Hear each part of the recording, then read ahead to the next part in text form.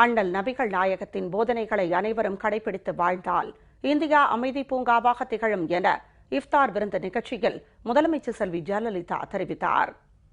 இஃப்தார் நோன்பு திறப்பு நிகழ்ச்சிக்கு வருகை தந்துள்ள சகோதர சகோதரிகள் அனைவருக்கும் என் சார்பிலும் அனைத்திந்திய அண்ணா திராவிட முன்னேற்ற கழகத்தின் சார்பிலும் எனது நன்றியினையும் அன்பு கலந்த வணக்கத்தினையும் தெரிவித்துக் கொள்கிறேன்.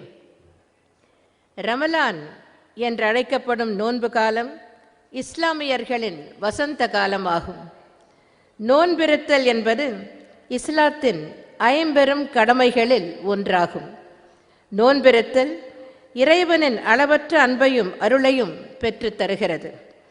ரமலான் மாதத்தில் கண்ணியமாக நோன்பு நோற்றவர்கள் மட்டுமே சொர்க்கத்தில் உள்ள ரையான் என்ற வாசல் வழியாக அனுமதிக்கப்படுவார்கள் என்பது இஸ்லாமியர்களின் நம்பிக்கை. இப்படிப்பட்ட சிறப்பு வாய்ந்த ரமலான் மாதத்தில் உங்களிடையே உரையாற்றுவதிலும் அனைத்திந்திய அண்ணா திராவிட முன்னேற்ற கழகத்தின் சார்பில் இஃப்தார் விருந்து அளிப்பதிலும் எனக்கு எல்லையில்லா மகிழ்ச்சி. இஸ்லாம் மார்க்கம் என்பது நல்வழி மார்க்கம் ஆகும். ஒற்றுமையுடன் இருப்பது, நல்ல காரியங்கள் செய்வது, தர்மம் செய்வது, சலாம் சொல்ல முந்திக் கொள்வது, இஸ்லாமியர் அல்லாதவர் என்று பாராமல் அனைவரிடத்திலும் அன்புடன் நடந்து கொள்வது, கோபத்தை அடக்குவது, மன்னிப்பது, சண்டை சச்சரவுகளை தீர்த்து வைப்பது போன்ற நற்பண்புகளை போதித்தவர் நபிகள் நாயகம் அவர்கள்.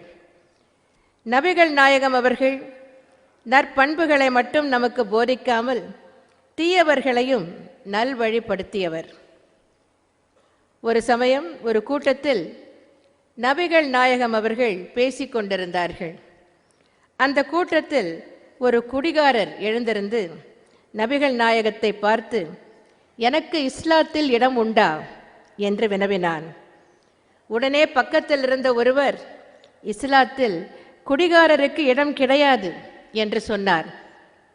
இதை கேட்ட நபிகள் நாயகம் அந்த நபரை உட்காரச் சொல்லிவிட்டு குடிகாரரை பார்த்து, உனக்கு இஸ்லாத்தில் இடம் உண்டு என்று கூறினார். உடனே குடிகாரர், நான் இஸ்லாத்தில் சேரலாமா என்று கேட்டார். இதற்கு பதிலளித்த நபிகள் நாயகம் அவர்கள், கட்டாயம் சேரலாம், ஆனால் ஒரே ஒரு நிபந்தனை, இறைவனை தொழுகிற போது மட்டும் குடிக்கக்கூடாது என்று கூறினார். அந்த குடிகாரரும் அதற்கு சம்மதம் தெரிவித்தார். இஸ்லாத்தில் சேர்ந்தார்.